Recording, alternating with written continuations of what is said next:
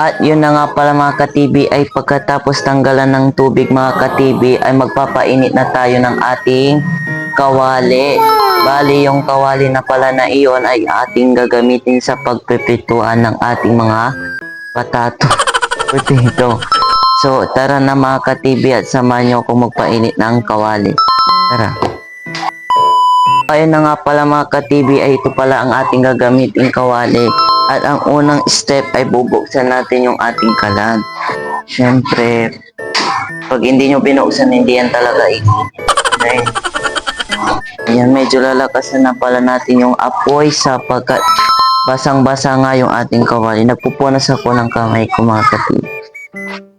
At yun na nga at para mabilis ng mga maga yung ating kawali mga ka-TV ay haluin natin siya. Oh my god, cooking tutorial na naman tayo. Ayan, nilakasan na natin ang apoy. Ayan na oh, medyo uminit-init na yung ating kawali. A few moments later.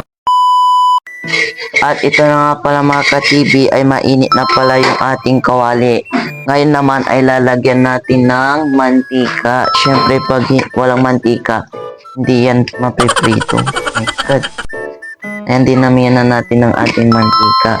So, ang susunod naman na ating gagawin ay papainitin yung mantika. Sapagkat pag hindi mainit, ay didikit-dikit nga ito. Ayan, hintayin yung tumunog-tunog. Tumatalsik. At yun na nga pala mga ka-TV, dahil mainit na pala yung ating kawali ay ilalagay na pala natin yung ating mga binalatang potato fries. Charis, hindi pa fries kasi luluto pa lang natin. Kaya naman tara at ihulog na natin. Kita nyo naman, oh, umusok na nga. Oh my god! Oh my god! Tumatalsik.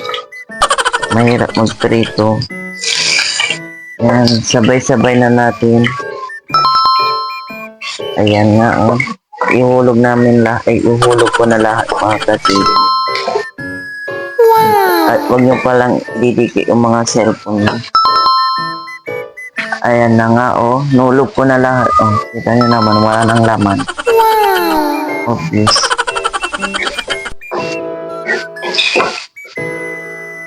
Huwag kayo ng halo pala mga ka-TV sapagkat didikit ang mga ito at madudurog. Kaya hintayin nyo muna itong maluto or maging brown. Saglit lang mga ka-TV.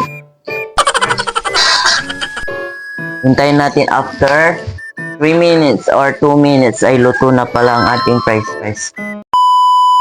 So ayun na nga, para hindi pala dumikit mga ka-TV ay dapat nating halo-haluin. Sapagkat kapag hindi nyo nga pala ito inahalo-halo ay didikit ito sa ating kawali. At ito na nga ay medyo magiging brown na siya, pero dapat ay maya-maya. At bago pala makalimutan mga ka-TV ay bibigyan pala natin siya ng kaunting asin. Sapagkat wala palang lasa itong ating patatas, kaya naman ay naisipan kong lagyan ito ng kaunting asin lamang. At huwag yung dadamihan at isakto nyo lamang doon sa inyong panlasa. At ganito lamang yung aking ilalagay mga ka-TV, oh. Para may lasa. Konti pa, si matabang. Oh, konti lang ito mga ka-TV sapagkat masisira yung ating kidney. Yan na. Yan, tinuturoan ko na kayo ng ating good health procedure. Ayan, balik na natin yung asin at halo-haluin. At medyo mabango-bango. My God, parang fries talaga. At ito nga pala mga ka-TV ay kitang-kita nyo naman ay unti-unti na pala siyang naluluto. At napakasarap nga mga ka-TV, oh. Tingnan nyo naman, takam na takam talaga ako dito sa mga oras na ito. Sapagkat ang bango-bango nga. Yan, oh. ayun na nga pala mga ka-TV, nag-brown na nga pala siya. Kaya naman ay aalisin na natin ito sa ating kawali.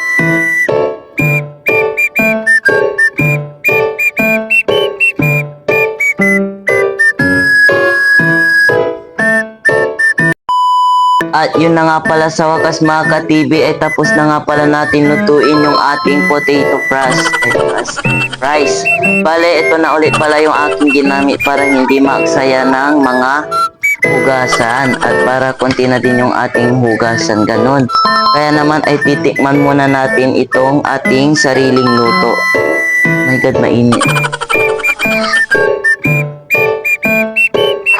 Oh my God, masarap. Oh my God, masarap. Sarap. Tikman nyo. Sarap, di ba?